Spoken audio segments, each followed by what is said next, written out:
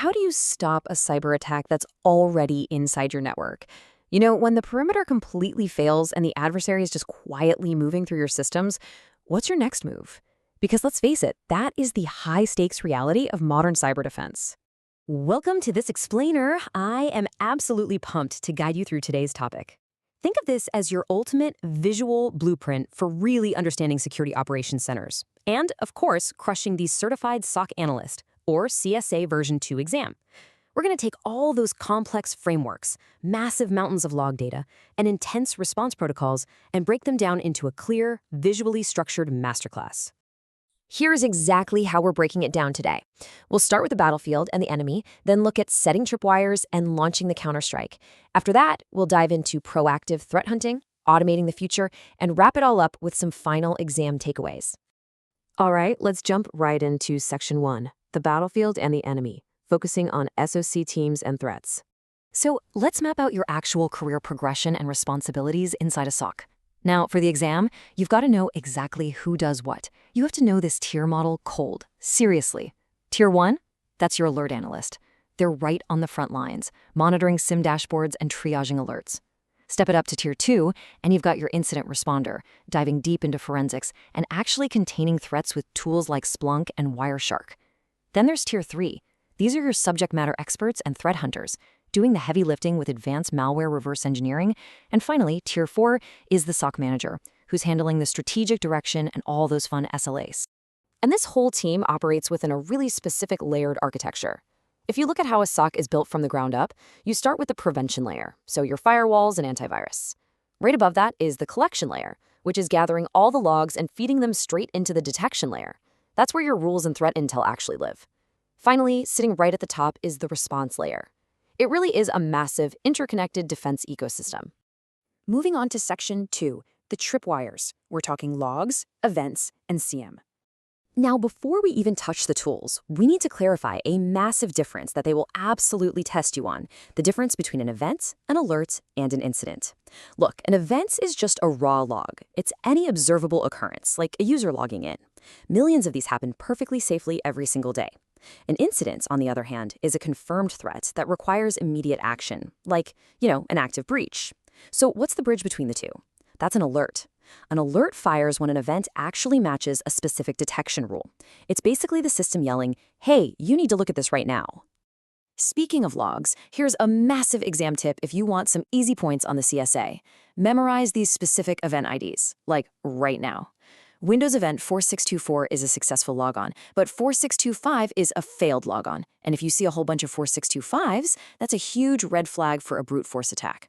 You also absolutely need to know 4688 for process creation, and 4698, which tells you a scheduled task was created, which is a classic way attackers maintain persistence.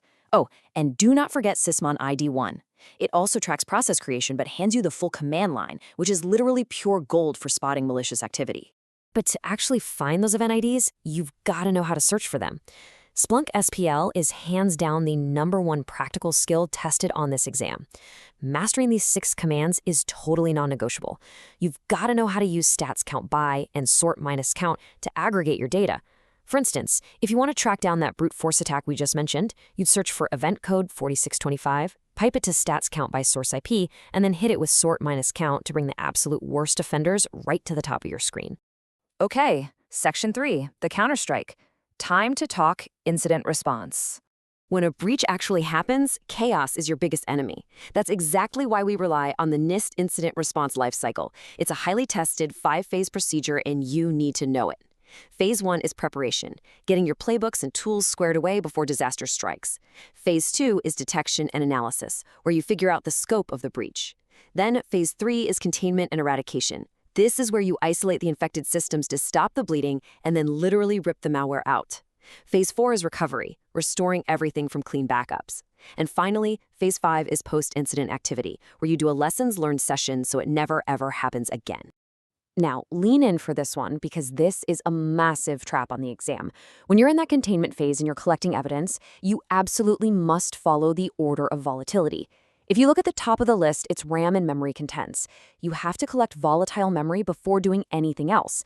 If you shut the infected machine down first, that RAM data is just gone forever, and you've essentially destroyed critical evidence. So remember, capture memory first, physical disk media last. Let's shift gears to Section 4, Proactive Threat Hunting, Finding Hidden Threats. So, we've talked about reacting to alerts, right? But now we really need to shift our mindset. Incident response is reactive. It relies on an alert to tell you something is broken. Threat hunting, though, is proactive. It operates on this terrifying but totally necessary hypothesis that an advanced attacker has already bypassed your perimeter and is just hiding out in your environment. You're not sitting around waiting for an alarm. You're diving into the data assuming they're already inside. To actually find them, analysts use three main methodologies. First up is intel-based hunting. This is where you use known indicators of compromise, or IOCs, like malicious IPs or file hashes, often using Yara rules to pattern match malware. Second is TTP-based hunting, which is incredibly effective.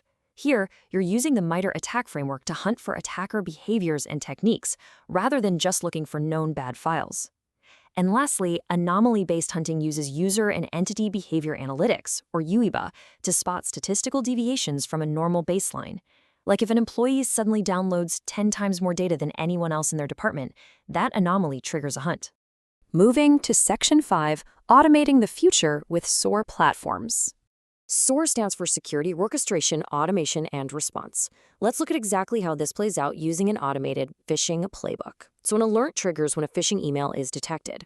Now, before a human even touches their mouse, the SOAR platform automatically extracts the sender, URLs, and any attachments. It auto-submits all of that to threat intel platforms and sandboxes for analysis. If it comes back malicious, SOAR automatically blocks the domain at the gateway. Only after all that does the analyst actually review the findings. And with just one click, SOAR auto-cleans that nasty email from every single inbox in the entire company. And if you're sitting there wondering if setting all that up is really worth the effort, well, the numbers don't lie. By automating that response workflow, you pretty much eliminate alert fatigue. Just look at the metrics. Alert triage time plummets from 30 minutes down to maybe 2 or 3 minutes. That is 90% faster.